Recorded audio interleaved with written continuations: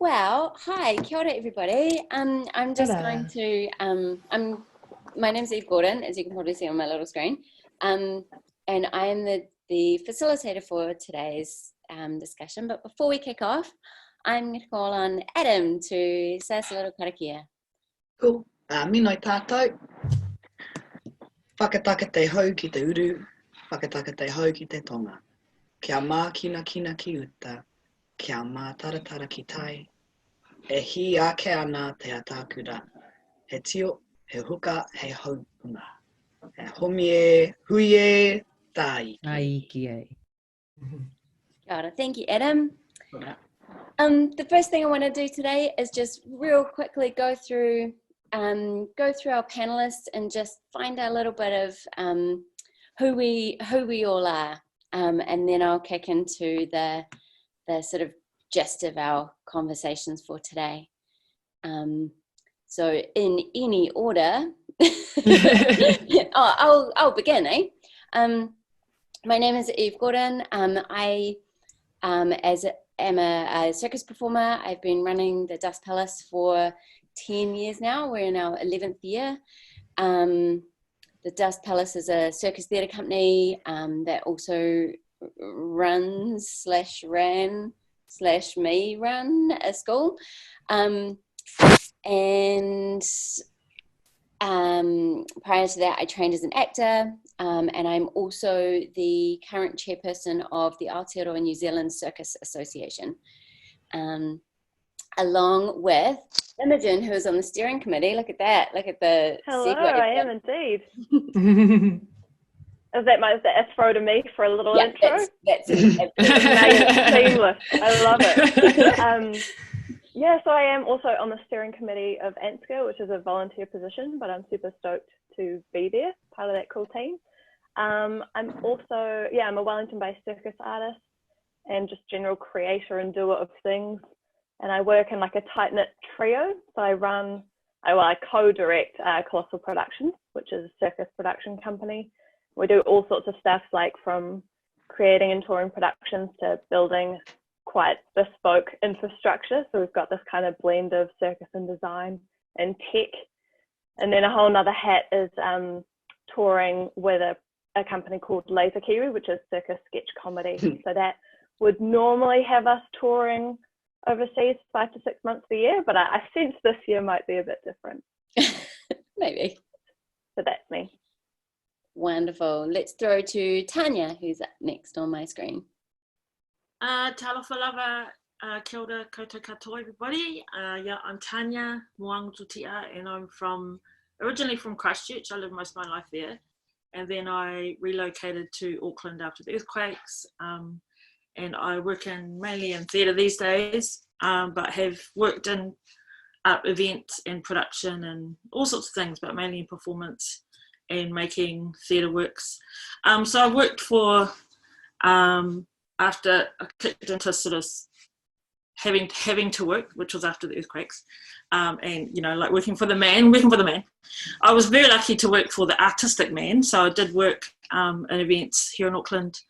And then ended up at Auckland Theatre Company, which is how I've met a lot of you guys.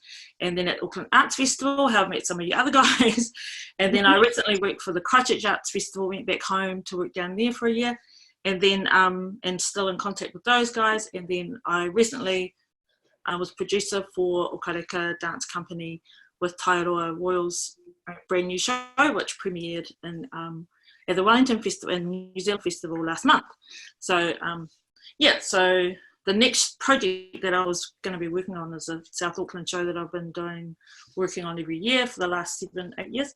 And it's a big community show, and that's been postponed to whenever, but that's another big thing that I love to do.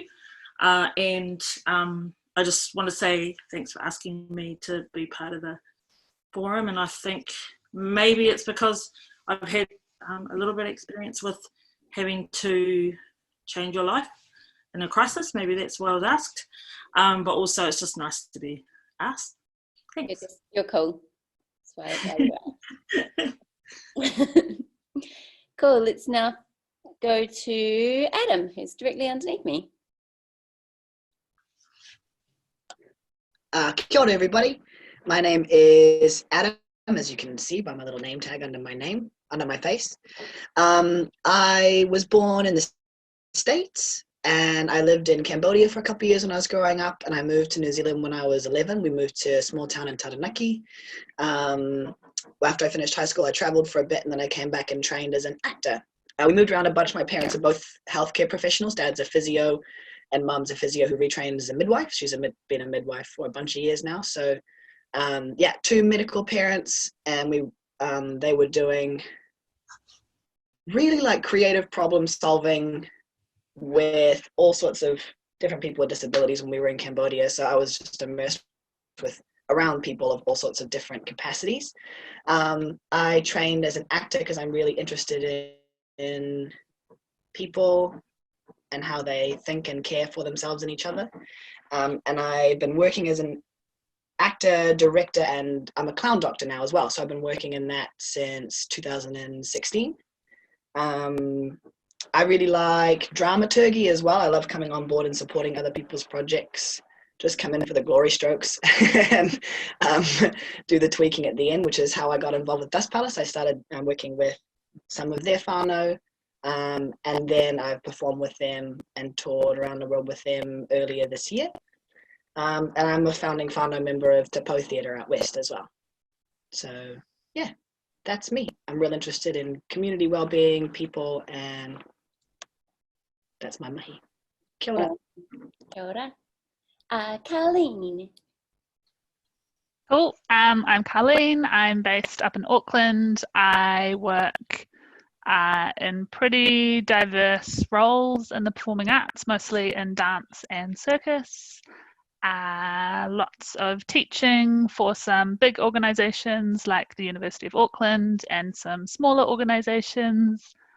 I also have a background in psychology, in particular health psychology, so I do lots of work across the arts and well-being.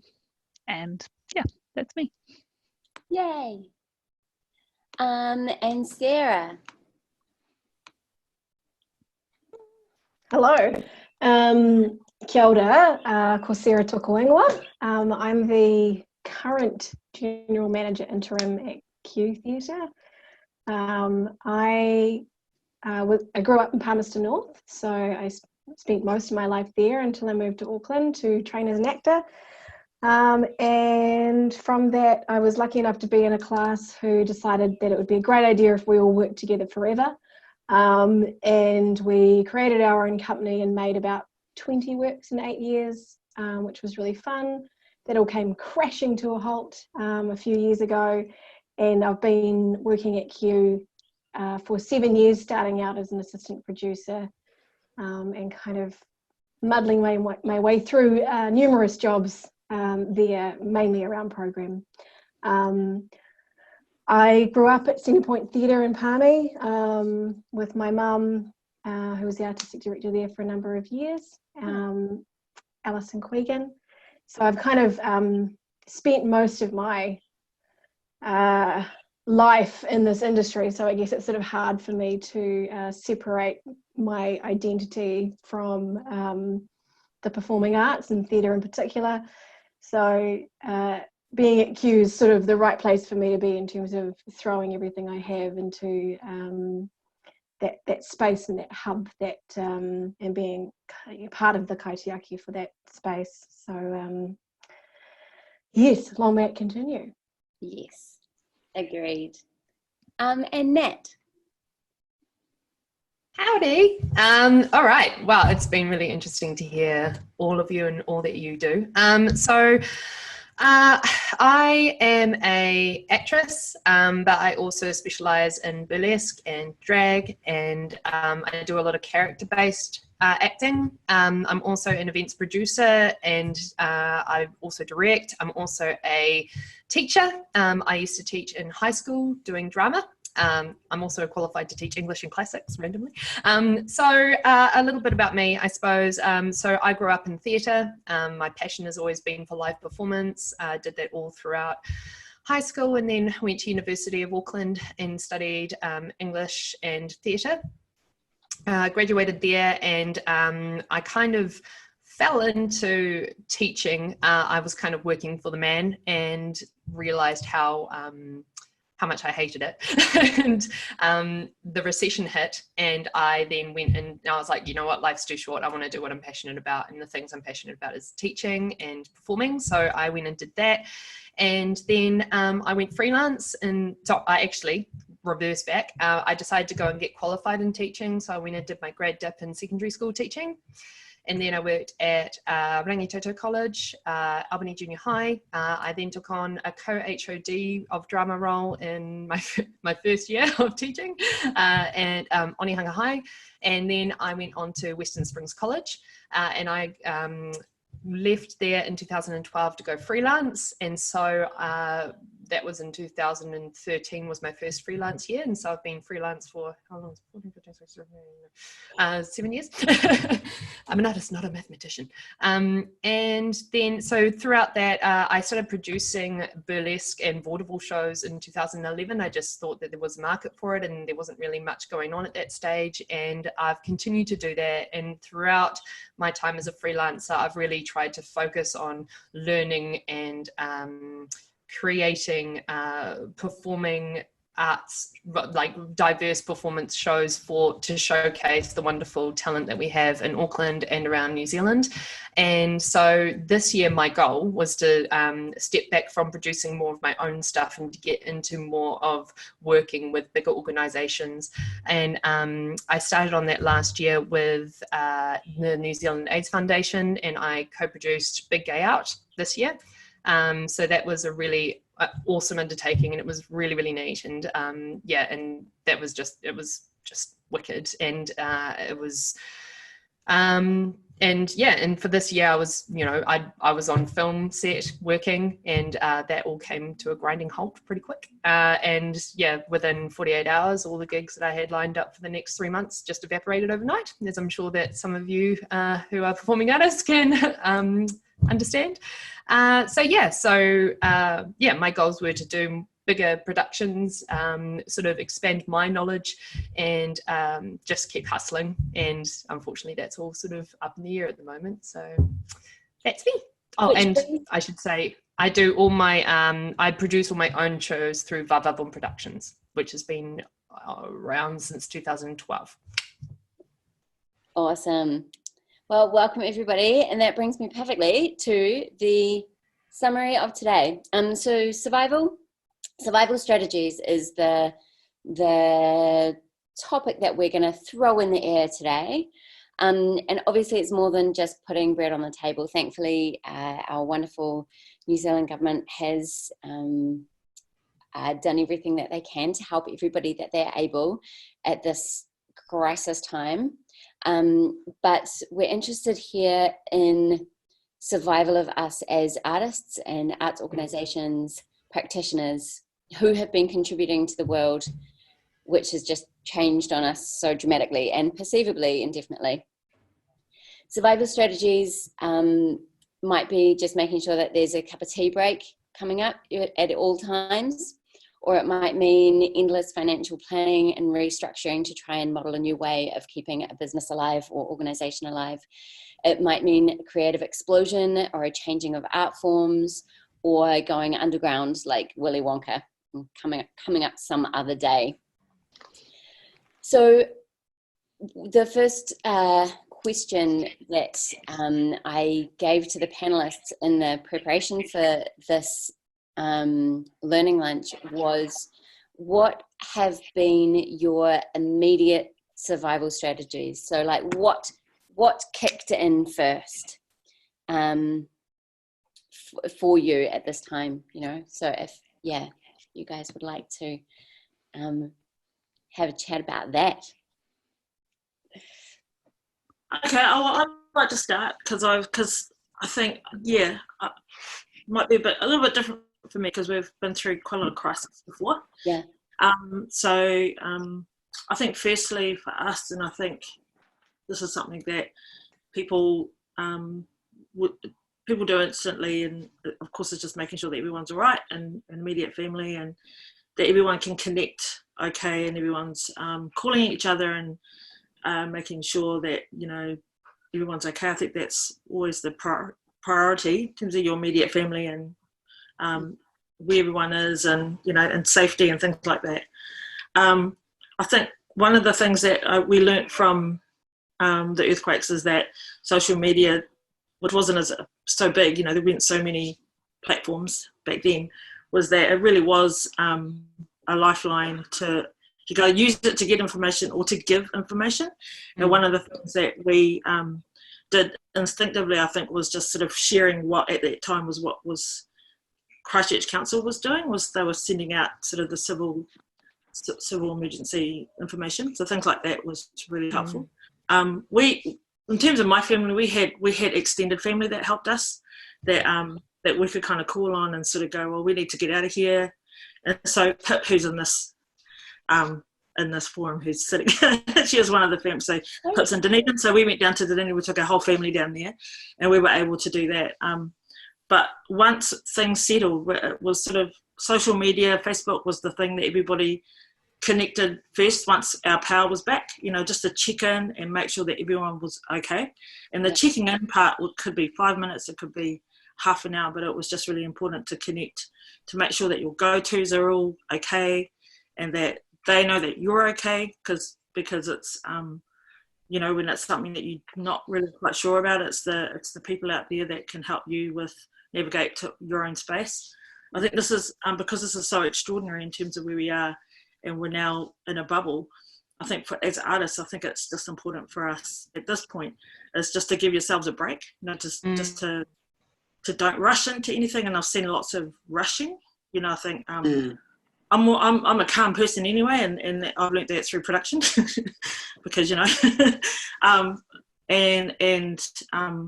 I think the most calming voice that we had in my family was my mum, and that really taught me a lot, because she came from Samoa.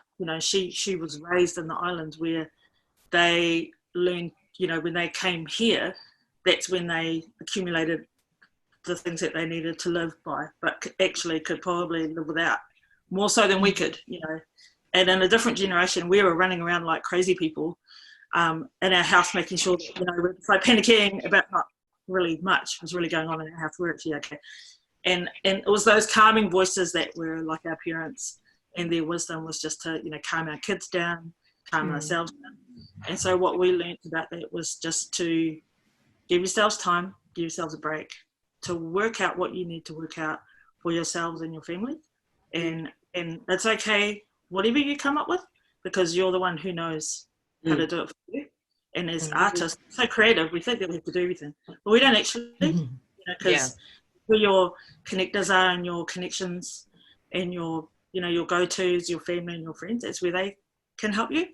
But just be, and I think so grateful and so thankful that the government that we have now is the government that we have now for this crisis, because we could get help immediately, and then we can kind of plan ahead and kind of go, okay, well this amount of money is going to last for this long. All right, okay, well I'll do this, I'll do that, and then make your plans around so that you can kind of forecast, hopefully. But we're so grateful with the government we have now. Back then it was so difficult when the leadership felt like the leadership was confused. But our leadership now is very clear and very helpful to us. So I hope that helps. Anyway, that's just what I had to say. Yeah, two things you said, Tanya, sparked me a lot. One is you talked about rushing, and I think time has started to work in really interesting ways since all of this thing has shifted, where sometimes it feels really stretched and there's just these massive gaps of like not negotiating, not knowing. And then there are other times when there's real time pressure applied. So the first thing that I did was commit to doing reading bedtime. I actually did this before lockdown was announced, but only by a couple of days. I got in a couple of days early. Committed to reading bedtime stories to my whānau at 10 p.m. on Facebook. I've never been a person who understands or works particularly competently with time. And so just having that as like a guarantee in my day that at 10 p.m. I will log on and I know that my best friends and my family will turn up and I'll read them a children's book and say, now it's 10 o'clock, go the fuck to sleep, everyone, because it's bedtime. And knowing that that is going to happen every day at a particular time was really comforting to me and really grounding, and has been throughout. And the second thing that you talk about is we all really quickly got to assess our priorities. And the first priority is family. You know, the first priority is not how am I going to put food on my table in 2 months' time. The first priority is, are my parents and my children and my friends and family okay? My parents were living in Mexico. My dad's 78 and has respiratory issues, and they were in a small town in the west coast of Mexico, and we had to get them home very, very quickly. So that was a period of intense negotiation of time. And yeah, so in that it was like, okay, so who is the most capable of making what decisions and holding what responsibility in this scenario? Yeah, Dad, you are responsible for getting your flights in order and getting home. Mum's responsible for taking care of putting their life aside in Mexico. I'm responsible for organizing what happens when you hit the ground. So we all know exactly who's responsible for thinking around what issues. And then you just do it and don't question your own decision making through that process, because there's actually no one either more capable or more available to do what it is that you've got to do. So yeah, just shoring up what I'm responsible for and what I'm not responsible for, and putting as many guarantees into my scheduling of my time. Those are the things that activated first. So I was wondering, Sarah and or Imogen, being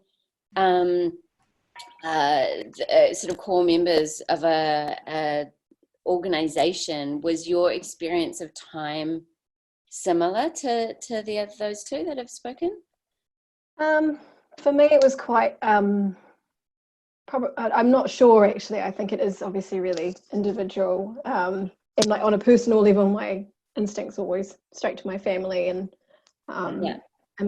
friends, and then being in this role that I find myself in, it was actually around that supporting the staff at Q, and of course we were only really a few days into Auckland Arts Festival when this started. So I was kind of thinking about what Tanya and Adam were saying. I think one of the first things that I did was really actually to look to the people around me who that I guess shine during these times of crisis, with that they someone like David Innes was quite wonderful to watch. Obviously he was very stressed, but actually his strategies throughout and the way that they informed us was really helpful in terms of us making our own decisions as well. So I think my initial strategy was to look after our own people and the audiences coming in, and it really changed on an hourly basis. It went from very early on writing, coming up with some strategies as to how we would cope, and that was very and that was in February. So my second day on the job was sitting down and figuring out how we may be impacted and talking to our staff about hygiene. And then, a week, 2 weeks later, it was cleaning down every single seat in every theatre, and, trying to make sure we could afford to do that. So I think it sort of came in so many different ways, because in that particular time it was moving at what felt like the slowest movement of time ever, mixed with the most incredible speed. So it was kind of a very strange thing. And so like I say, I think my strategies were really around looking at people who've been in the industry a really long time, sort of leaning on those health and safety frameworks. One of the first things was reading the pandemic plan that's available, just so that, I guess, as an organisation that is a venue where there's hundreds of people coming through, it felt that we needed to know and and we knew very early on that one of the first things that could happen is that we would be shut down. So it was really about working through what that looked like, what were the things that were going to stop that from happening, and then deal with the next. And I guess in lots of ways that immediate survival has continued on. It's really been about what's the next thing, what's the next thing, what's the next thing. And I think at this point, it's in some ways going into lockdown has been a strange relief, really, from running around trying to give away food that was going to go off, you know. So yeah, it's I think mental health is a really has obviously been incredibly affected by so many people that I know have struggled, and you know, it's okay to not be okay, and it's okay to not have the answers for everything. And, you know, none of us have really done this before, so it's actually about giving each other a break, and you know, just trying to give each other the time to come up with the answers. So I think, yeah, I think giving ourselves a break, knowing that there's no rule book really as to what to do, and the best you can do is research and arm yourself with information, especially someone in my position, that feels like one of the most important things that I can do is just to at the end of the day as well, it's about making decisions, you know. Someone sometimes needs to do that, and yeah, I guess I'm grateful to have really supportive people around me, that we can collectively come up with decisions as well where possible, you know, especially when a lot of us have all worked together for a really long time. It feels really important. Yeah, that was something that I was going to talk about, was for like about the whole rush thing. So my big thing is about mental health, and I have generalized anxiety disorder, but I also have PTSD, and so one of my coping mechanisms is control. So in this kind of situation where things get completely blown out and a lot of things that I had control over are now no longer, it can be an incredibly triggering time, and it's you know, I'm 33 and I've never experienced any kind of crisis like this. And in terms of like the Christchurch earthquakes and stuff, like I was in Auckland, so I was sort of removed from it. So like I was working in schools at that time. So we knew about it and we knew what was going on, but we weren't involved. We weren't there. So yeah, it hasn't affected us like this global sort of pandemic has. So for me, the first, and as one of you touched on before, how time has gone either really fast or really slow. And I felt like from when we went from level 2 to 3 to 4, that was like in the space of a week. And it was during that time that, you know, my work dried up within 48 hours for the foreseeable future. And up until that point, it felt like sort of the beginning of that week, everything was kind of, oh yes, this is happening. And I kind of felt like New Zealand was sort of 2 steps behind everybody else. We was kind of the ricochet, of if something was happening in Australia, it was probably going to happen here within a couple of days. And yeah, it was scary to see how quickly we went from level 3 to level 4. So I think, in terms of mental health, the thing that I've been trying to... Sorry, my daughter's here. Hi. Do you want to come say hi?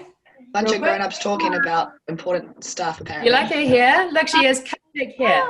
See the little cupcakes? Hey. What's up? Oh, you can click. Oh, kapai. Oh, mean. Boo. So anyway, in terms of taking care of your mental health, there's something that I had to implement quite like straight away, because my instinct was to freak out. And I'm very, very blessed and fortunate that my husband and I, we live on site with my parents. So we had that base there, and we already knew the people who were going to be in our bubble. Yeah. And the other thing was, I was like, well, how best can I kind of make this situation how best can I navigate the situation, not only for me, but for my little family and my daughter. Because, you know, I'm very aware that how my anxiety, how I feel it can rub off on kids. And I want to try and keep things as normalized for her as possible. Yeah. And I was like, okay, sit down. How are we going to sort out this situation? I'm very blessed in the fact that my husband's work hasn't been jeopardized. So we still had an income coming there. My income got shut off pretty much straight away. And I applied for the subsidy as soon as it came out. So I was like, okay, so I knew that I qualified. I just had to sit back and be like, what can I control and what can I control? I can't control what is happening out there in the world right now. What I can control is how I respond to that, what kind of influences I'm getting from that. So like, you know, when everything blew up on it was sort of like mass hysteria on the media, and it was just everywhere and in your face. And for someone who gets triggered, I was just like, ah, like it's too much. So I really reduced the amount of stuff that I saw online, and reduced my social media time. I watched in the morning in terms of the updates on the AM show. Re Dot has been putting out really cool social media posts on Instagram saying how many people have, like, how many new cases they've got, and like the age groups and stuff. So that's been really good to look at. But also just kind of keeping a normal sort of routine. So we're getting up still in the morning, we'll have breakfast. It's very relaxed. We're not doing it by time, but we're making sure that we get changed. We'll have some outdoor time. We'll make sure that we go out, get some fresh air, keep away from, have some, not just rely on, the ECM, the electronic childminder, and really take this time to think of the benefits in terms of, I'm getting all this beautiful time with my daughter for us to connect. I get to, and I guess it's just taking every day as it comes, because I'm a real list person. I really love lists and organizing and schedules, and that. I can't do that right now. So I need to also honor my mental health. So if I wake up one day and I just feel really blah, then I'm not going to put pressure on myself to be creative or to try and do something. I need to honor that, because this is a situation that we've never been in before. And yeah, it's difficult to kind of manage this time, I suppose. Yeah. So, but then if I do have time where I'm feeling really inspired and stuff, then I do have the freedom to be able to do that. And I guess that's a nice thing about this, is that we have time to be able to create if we want to, but we shouldn't put pressure on ourselves to create if that we're not in that mindset. And I think that's something that one of my first instincts when I came in, I was like, oh, okay, I've got to have normality. I'm going to try and organize something. So I've got to keep myself creative, and I've got to keep structure. And I learned very quickly within a week that actually wasn't going to work. And that I was just putting way too much undue pressure on myself to try and make a normality happen in a very abnormal situation. So roundabout story, excusing all my fluffing. I love it. Just take every day as it comes, analyze what you can and cannot control, and be kind to yourself. And, as Adam was saying, have some sort of, have some things that are going to happen in your day that that are going to happen, so that you have some sort of structure, but don't be too about it. Yeah. Cool. Imogen or Carlene, do you have anything pressing in this phase of the discussion, or should we move through to future strategies? Because that's not the more interesting. I can't put my bias on that. That is also an interesting way of looking at this all. I think the only thing for me that's been interesting to sort of discover across this time and realize is, this idea of structure and normality, and the awareness that I have come to be okay with, that actually my normal life is very unstructured, and is very much staying up late at night and doing this and then doing this and stopping. And so trying to sort of emulate some other person's version of routine. It's actually terrible for me in this time, because it's like, what is this? Like, this is not what I do, and this is not why I love working in the arts, actually. So it's been, like an interesting journey through like picking which things to keep, like eating breakfast is a good one and should probably be good in, the rest of the world, but not holding on too tightly to this idea of, like I have to implement these things which are actually not what I do in my normal life at all.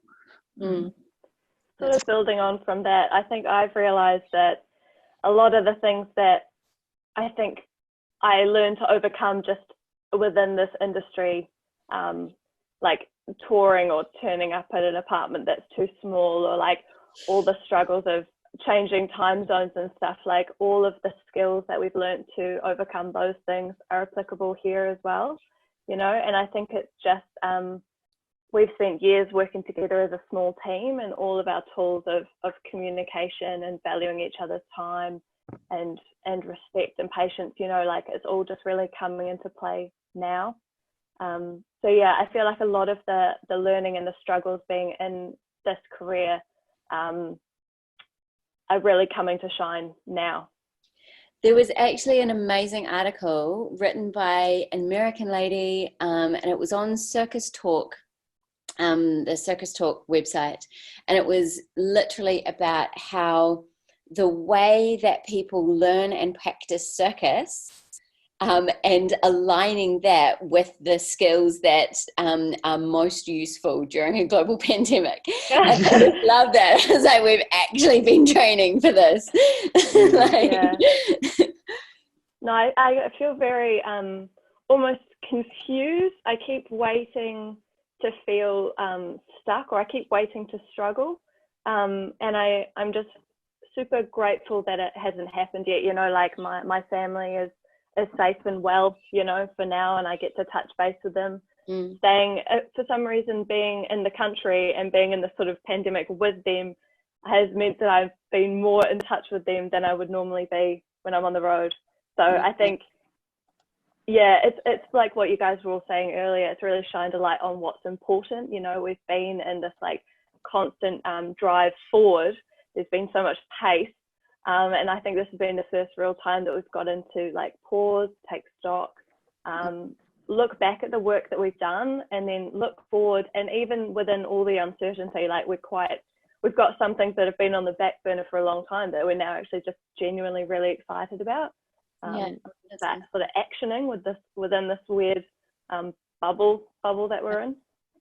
I think that's really important, what you've just raised in terms of where your career is, and whether you work in a small team or a large team, or for a large organisation, or for, it really is the time that's shining a light on your individual contribution in terms of what you're doing within your team, or what you're to the country, or in the arts landscape. And I think it's really important for everyone to remember when, because this has come up before in a discussion about the wage subsidy, about there was a really slow uptake of Pacifica Māori, and I think I think that it's just sort of something that they were just there was just people who were just trying to work out why they weren't applying for the funding and stuff like that. And there's a whole lot of reasons, but some of that is cultural, some of that is asking for help, but it's about your contribution, acknowledging that your own contribution is really significant. And I think in terms of your contribution to the arts landscape, and often because I've worked in big organisations and small organisations, and sometimes you can get lost in that, in terms of you might work for an organisation that gets a whole lot of funding, and then or not, but this is the time where each individual as artists can really step up and just be really proud of the work that you've done, and just be encouraged to continue, and to continue being different and diverse in whatever field you come from, but that this acknowledgement from the government giving us a step up is really about is really a time to look at your worth and your worth as an artist towards, you know, for what we're all trying to do. Because once it all becomes, you know, karma and everything, you know, and everyone starts competing for the funding again, that, you know, that's going to be different again. It's not going to be what it was. There'll be nothing what it was. You know, nothing will be the same as what it was. Everything is going to change. And the thing that we've learned about living through earthquakes and multiple earthquakes and shootings, all that kind of stuff, is that, you know, it kind of suits our artistic lifestyle that, you know, we're not in a constant routine. You know, we're good at adapting to change. And I think it's a good time to really is like, you know, what you say, take stock and, yeah, appreciate your worth and really go for it. You know, really go hard and appreciate the differences that we all have. Yeah. Beautiful. Yeah, from this is me speaking as Dust Palace director. Now, the experience of the last few weeks, just sort of, formulating my thoughts, has been very much akin to Sarah's, I think, in terms of like straight into planning. Yeah, and haven't been able to stop that planning. We're in the kind of situation where we've got overheads which we don't have any way of sort of figuring out at this point in time, so we're a little bit in a bit of a flux. Yeah, so the experience of time in terms of like this last few weeks has felt like an even more intense period of time to me, because just suddenly going, okay, like, you know, how is this even possible, going from a company which was rollicking along quite nicely and then has been ground to a respective halt. But what I want to take that into is what are we thinking future wise? I wrote something quite I wrote the question quite well. What strategies have you been applying to the future? So is it like, you know, are we looking at financial planning? Are we looking at career diversification? You know, is it projects that are shifting? Are your long-term goals changing? What are the strategies that you're having just gone, oh, whoa, here we are. What are we now? How are we now intending to survive as artists and arts organizations into the future? Yeah, speaking on behalf of Colossal and Laser Kiwi, the production itself, I think the thing that we're excited about focusing on is more local work.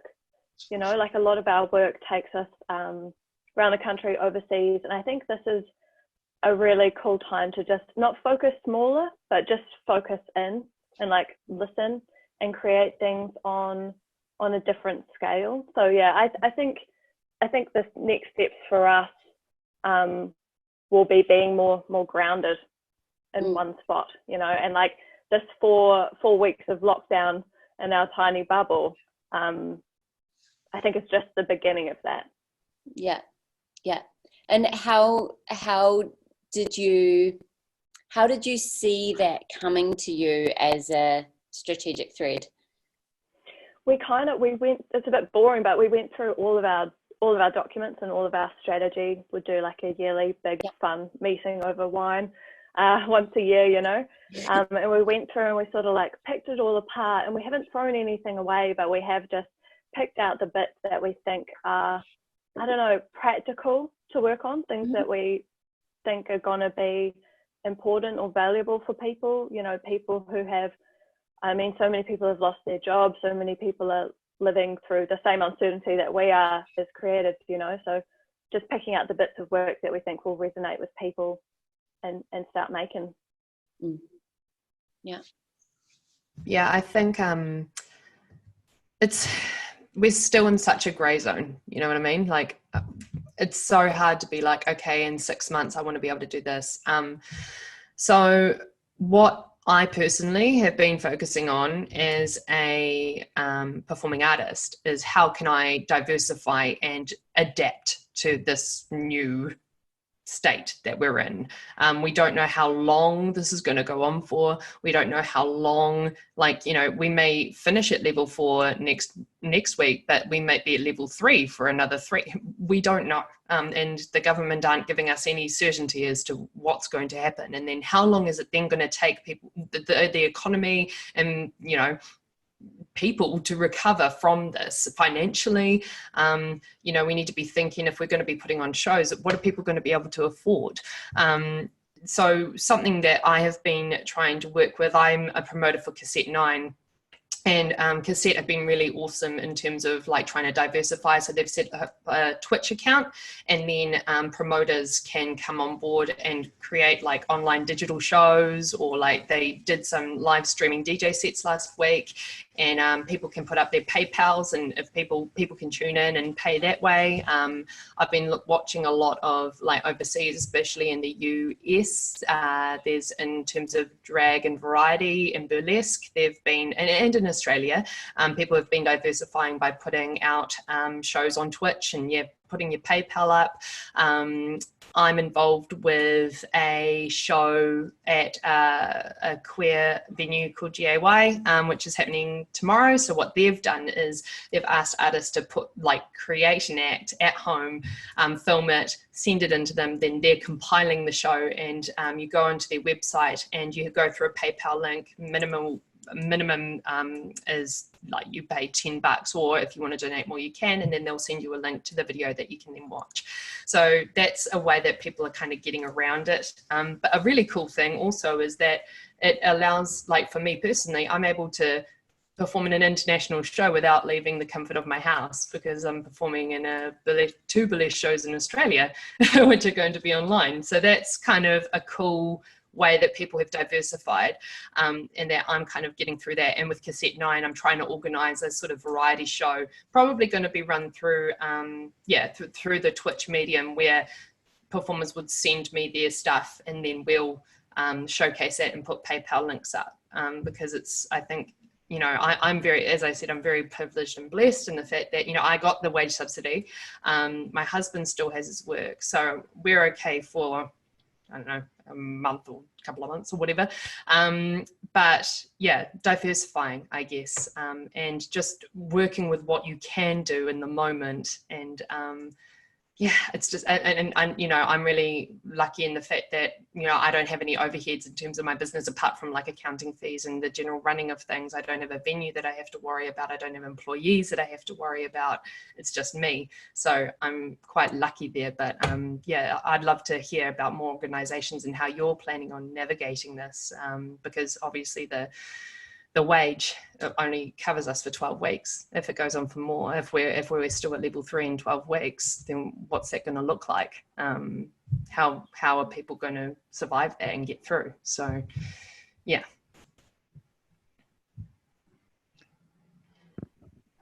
Adam, was that you? Saying goodbye to Pip. Oh, you off, Pip? Yeah. Nice. Pip. Yeah, ka kite. Yeah, just take this opportunity just to make sure that everybody's aware that, you know, if you want to jump into the conversation, please do. It's open forum, open discussion. I think I just wanted to say something before we close. But, just wanted to, for some people that, you know, just looking at future stuff, if they're a bit stuck, is one thing you can do, depending on what your art form is to really try and break down what you already do. Because if you rely on technology, and if you rely on things that, and gadgets and devices, that's not always going to set you through.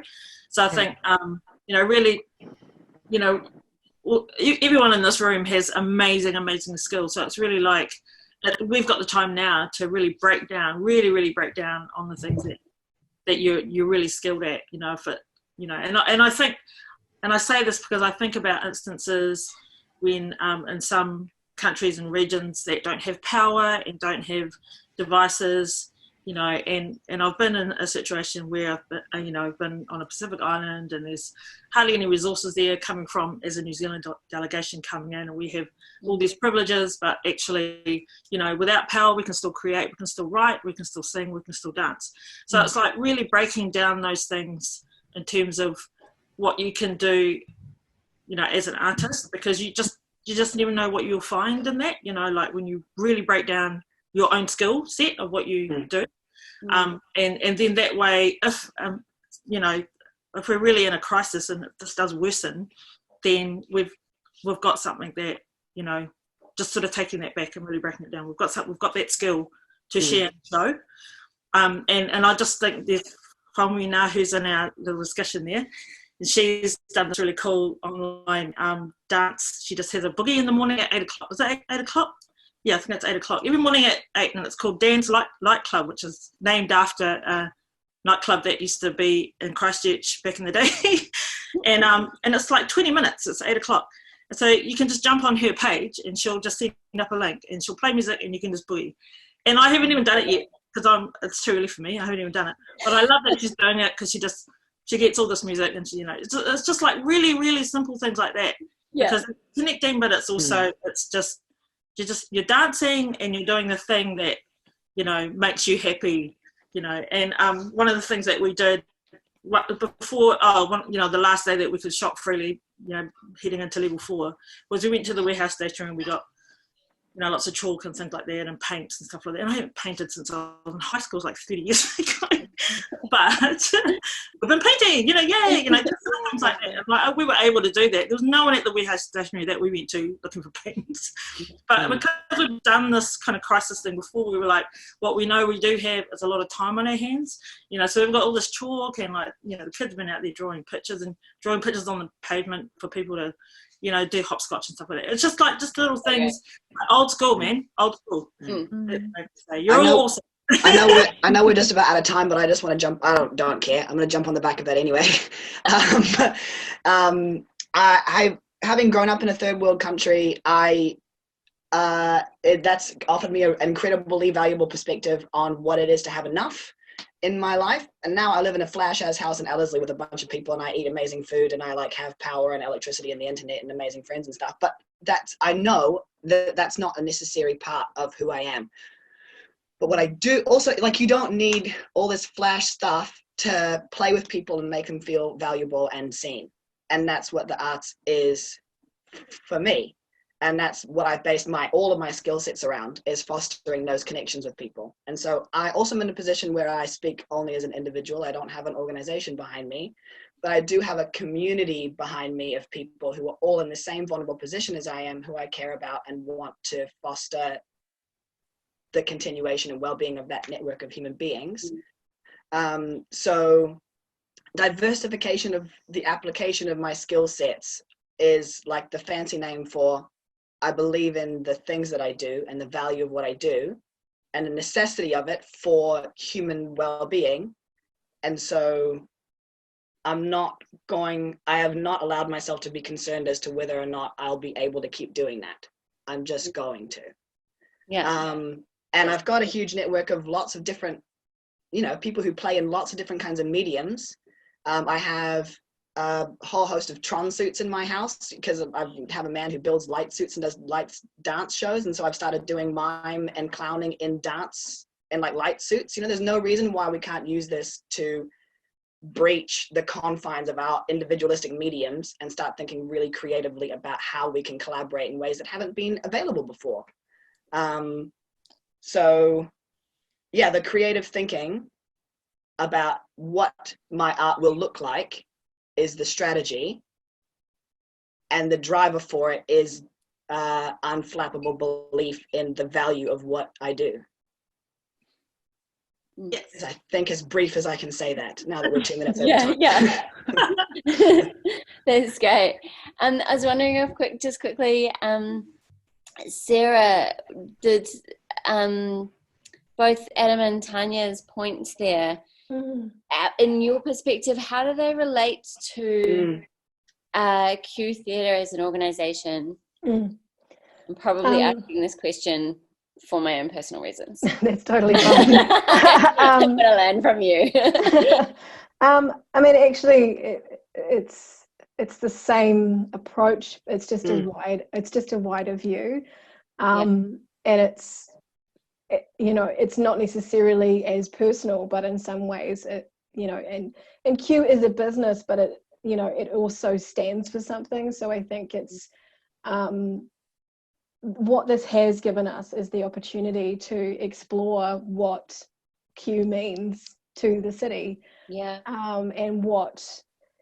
And one of the things that I've seen a few times in my time at Q, it has been, there was a huge amount of mahi that went into opening the doors, building this building, finding programs to put on.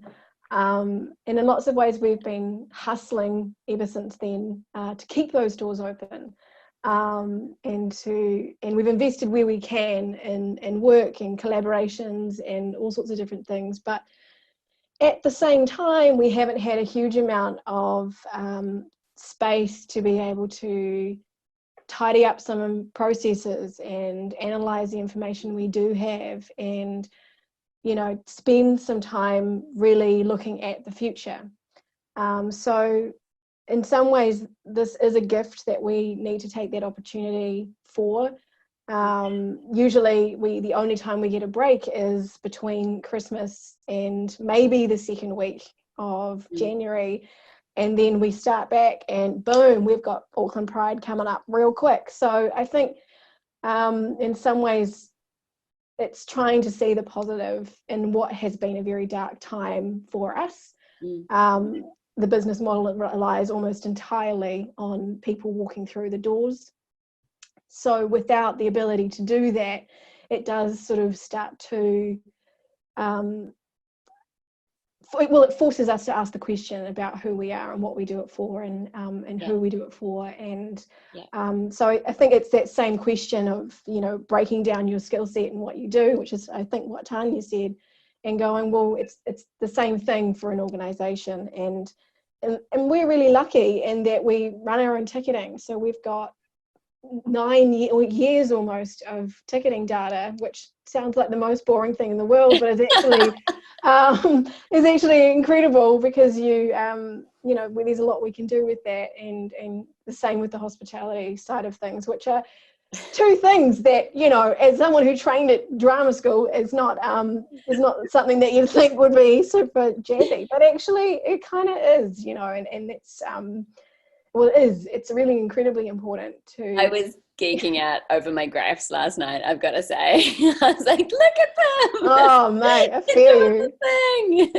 Yeah, so that's something that we have been doing is going back before going forward, and in saying that, I'm also being asked quite a lot to look at the future, and that is terrifying. But I think that being afraid or tentative is okay, given where we are. And I think one of the things we're having to do, along with everyone else, is understand what the future of that business looks like at those different levels, and what is a good timeline to work towards, and also understanding the different artists and the way that they want to work with us.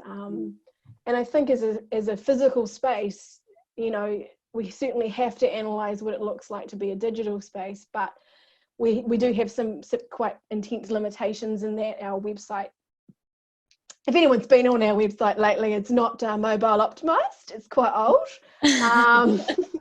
but it will cost tens of thousands of dollars to fix.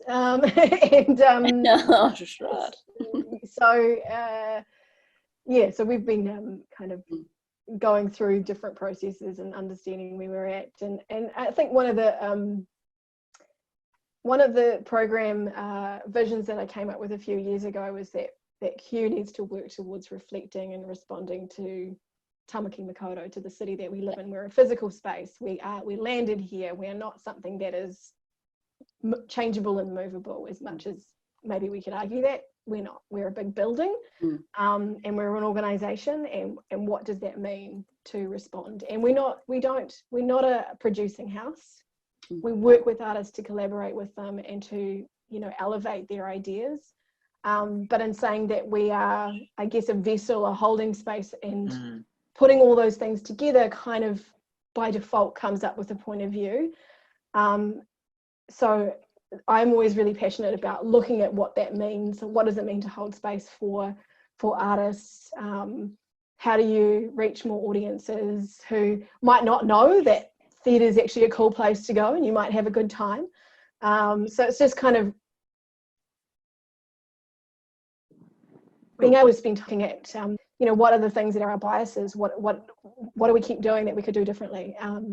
So it's not so much about thinking, I guess, as ourselves as artists, but more about how we can be adaptable to work with artists. And I think one of the things is really simple, you know, like we might not be able to be a space where audiences come, but it's entirely possible that people could make work and, you know, use the spaces that are there. That's one example of how we could be serving the community without having to bring people in. But in saying that, it's really hard to tell. I think, you know, it's a guessing game. You know, we're kind of playing this crystal ball constantly and trying to come up with several different scenarios and going, okay, that's the way we'll go. And and being kind to ourselves and not having all the answers as well. You know, we're actually not that big of an organization, but we have a big pretty building that actually needs a lot of money and support and things that need fixing. And, you know, what does that look like at a time when fundraising is not going to be for something like that? So it will be about sort of changing the value system a little bit over the next while, and figuring out how we can continue to do what we do and be there for Auckland. Amazing.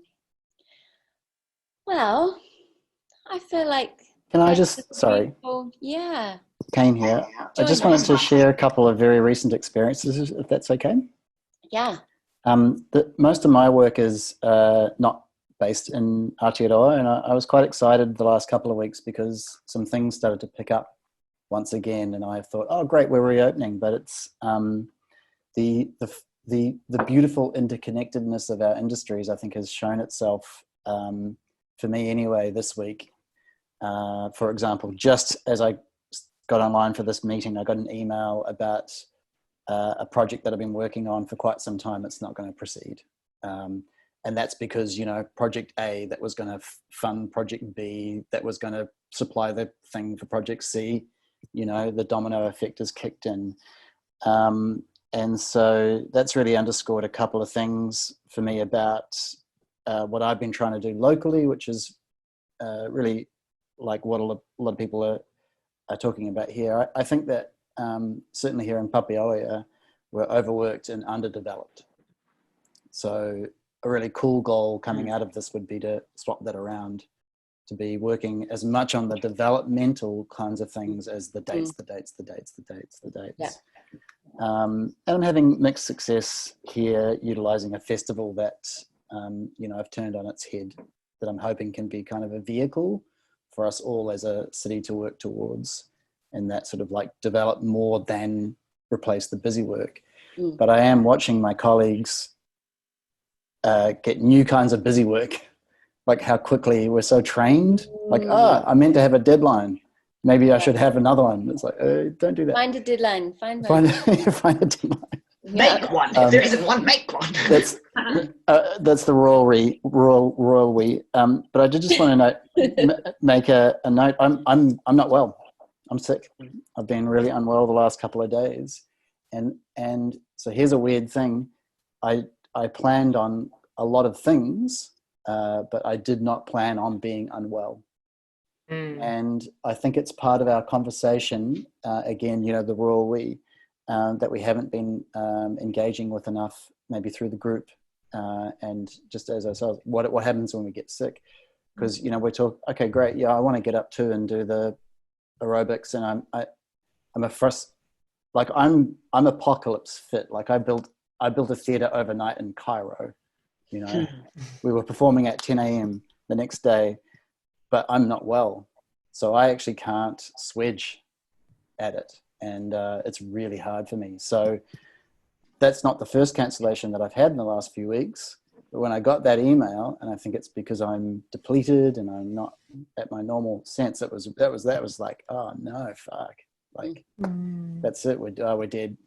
You know, I'm okay now, but when it came in, it was significantly more difficult than the same thing that happened last week. So, you know, what happens when we're not well in lockdown, I think is something.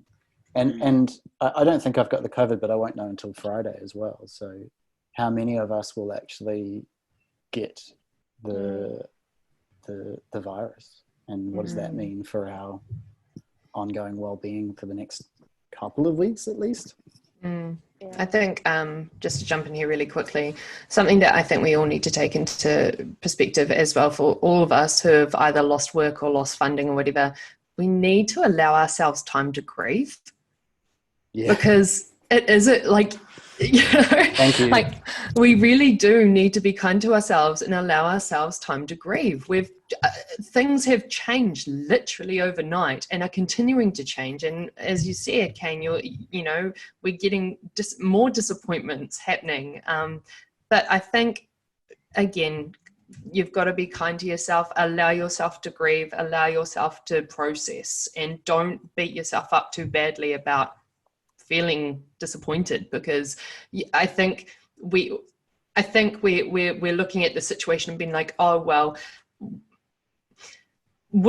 for example, if COVID wasn't a thing and this was a normal instance in which you're going about your normal life and you have your projects, and if this email came to you and it said we're no longer going through with this because of this and this, would you still be disappointed? Of course you would be. Would you still feel upset and maybe take a couple of days to grieve and get over it? Of course you would. So I think it's just being not too hard on ourselves in terms of this situation. But I think now is a really good time to step back and put measures in place for our mental health and the way that we deal with things, and have healthy coping mechanisms in which we navigate those. One of my favorite theatre companies in the world, and one of my favorite shows in the world. Anyway, but I guess the other note that I'm taking, just in terms of future planning, is the kinds of international collaborations that I can safely undertake now is really, really different. It's really, really different because I don't want to also. Yeah, at this moment. Yeah. Because I don't want to be unnecessarily courting depression by, making big assumptions at this time of significant uncertainty where, like I say, it's been 1 week. Last week we were like, we're going to do this thing. And yeah.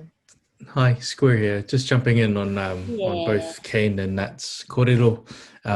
Similar to Kane, a lot of our mahi over the last 3-4 years has been touring overseas, and also, more recently looking at collaborations with some international practitioners, and obviously with COVID-19 and everything literally just stopped, and it's been it's certainly been disheartening, having to sort of manage the artists that we represent and also others that we work with, to kind of tell them, forget about planning anything international for the next 12 months. Anything that was on the books, just forget about it, because the reality is we just don't know. There's just no ability to have any clarity around this. Sitting here, we still don't know whether lockdown's going to be extended. France has announced their lockdown's extended to the 11th of May. I wouldn't be surprised if other parts of Europe follow suit. And so, it is really important, I think, Kane, your question, just around what do you do when you're unwell during this lockdown, and not just physically unwell, but also mentally. The black dog is well, for a lot of us, on the best of days, the black dog is around the corner, and this is such a big shock to the system. And I think for me, speaking personally, I know the last 10 days or so has been a a gradual sort of deterioration. And it sort of, I think, hit a point over Easter where I just had no appetite to do anything whatsoever, you know. And it was probably the first Easter in 5 years that I wasn't working. And it just felt so weird. And, you know, it's hard, especially when I'm lucky to have my family with me. But, you know, for Kane, you know, you're in your bubble alone at the moment. And Bubble of one. And, you know, while I'm sure you've got, you know, friends and family who would be more than happy to spend time with you on Zoom and stuff, it's different. And there'll be a lot of us out there who don't have that companionship, or who don't have, you know, the privilege of sharing a bubble with our loved ones at the moment. And so this topic, I think, is absolutely important, and especially for it almost feels doubly injurious for sort of managers like us, or someone like Sarah, who is responsible for the livelihood of so many staff members as well, and contractors, where you know, not only do you have to be sort of good for yourself and your family, but you kind of have on your shoulders all these other people that you're supposed to be fending for. And if the thing is, and you know, I've had to learn the hard way over the last year or so, if you're not good, you're not good to anyone. You know, I had a wee heart issue in July last year, and that just sort of, my whole world just fell apart. You know, so yeah, it is what it is, I guess. But yeah, thanks for bringing that up, Kane. I hope you get you know, I hope you get well soon. Hope it gets better for you. And sorry that you're on your own, Kane. I didn't realise that, but I've got all you guys. Yeah, you do. Helpful. Yeah. On our first week of lockdown, I was talking to 2 consultants that wanted to talk to me about some strategies for Pacific, and I think they were the first 2 people I talked to outside of my bubble, you know, because I've got a big family. But it was just so helpful, just to talk to other people, and we talked for longer than we were supposed to, which is fine. You know, it was great. But one thing that I learned out of the earthquakes as well was that, just something that my kids did, was that we were at Pip's house in Dunedin, and Pip, who left us, but we talked about them writing down their experience, and what you know, this is like nearly 10 years later, and when all this sort of happened, you know, my kids are pretty resilient now, and they're older. And, you know, we sort of went, well, you know, this is like last time, but, you know, we're better equipped because we're a bit tougher. And actually, it doesn't get any easier. You know, this is a different crisis. It doesn't get any easier. It's really difficult. So I think you guys acknowledging that and speaking about it is really important for everybody to know. Yeah. Because that's part of the solution, as talking about the black dog, and but also just checking in, just keep checking in. But for them to write about their little story, like our girl who's now, she's 17 now, she was only 7 then, so she wrote this really cool little story, ended up being published in, you know, Pacific magazine or something like that, and it was really cool. But those things to look back on are the things that make us stronger. So hopefully that's something that you can do, because I think with you both, Kane and Square, you've got this really unique perspective, because you've been taking your work to the world, and you've been working with people, you know, and that's such a unique and an awesome experience. I was more freaked out by the border closing than my house. Yeah. Like significantly. Right. I was like, I don't mind not going out to the city, but not being able to go overseas was like, whoa. My lifeline. That was my lifeline. Yeah. Just as a sidebar, when, you know, lockdown started to kick in and the quarantine started to kick in Australia, one of our collaborators was staying with us, having stayed on from PANS, and realized she couldn't leave to Australia because then she'll get into mandatory 14-day lockdown. And so she stayed with us, and then next thing you know, the whole of New Zealand went into lockdown, and then she effectively went into 14 days of isolation with us in New Zealand anyway. But luckily she managed to get a flight back, and then once she got back to China, you know, she was all good. But, you know, more recently, another one of our housemates who couldn't get a flight out in time and had to stay on with us, he just lost a whānau member in New York, and he's literally is literally here with us still and not being able to return home for the tangi, I can't even begin to, you can't even, all this has significant impacts on us. And the thing is, it's not just now, that tail is long. For sure. Hopefully, you guys can record that. I mean, it might be hard to talk about it, but you're sharing it is really helping me as well. It's really helping me. It's really awesome that you speak about it. But in some way, like that, you share your story because you've got such a unique perspective. With your international connections. Everybody has. We all have our own connections, and if you are able to record your stories somehow to keep, because when you look back on these stories, it's gonna be amazing for your networks and for everybody in the arts community. Yeah. So, and we've got our own little strategies that we work within our family and with our groups, in terms of dealing with crisis, but we don't really talk about it a lot just because we had to live it, like we kind of go, oh, here we go. Yeah. But we just know that we're resilient. But it's also, we can look back on those times, thanks to Facebook and those blooming memories that come up. Sometimes you're like, there's something you don't want to look at. Over time, I've learned to appreciate that those hard times are actually what make us so amazing, because this is now, and what people were struggling to realise is that the earthquakes is part of our DNA now. That's, everybody's, not just people from Christchurch, it's everyone. Just like this is now, just like the shootings, it's part of our DNA. Oh, for sure. It'll affect our voice and what we want to say and our story. So hopefully, Kane and Square, you'll record it somehow so that you can look back on it. And it might be really hurtful to look back on it, but I guarantee you in a year or in 5 weeks, whatever, it's going to be so helpful for you. And it's going to be amazing for someone else to read on your journey. I'm fascinated to know. I know it's really awful that you're in a situation that you are, for the both of you in terms of your international connections. But I'm really fascinated to know what your story is like. Amazing. You must have amazing journeys and travels with your international connections. And I've done lots of collaborating with people in New Caledonia and Samoa and all that kind of stuff. And I'm not able to go there as well. And it's really heartbreaking, but I've got lots of things that I can look back on those times that I could, reflect on, and actually that's part of my story.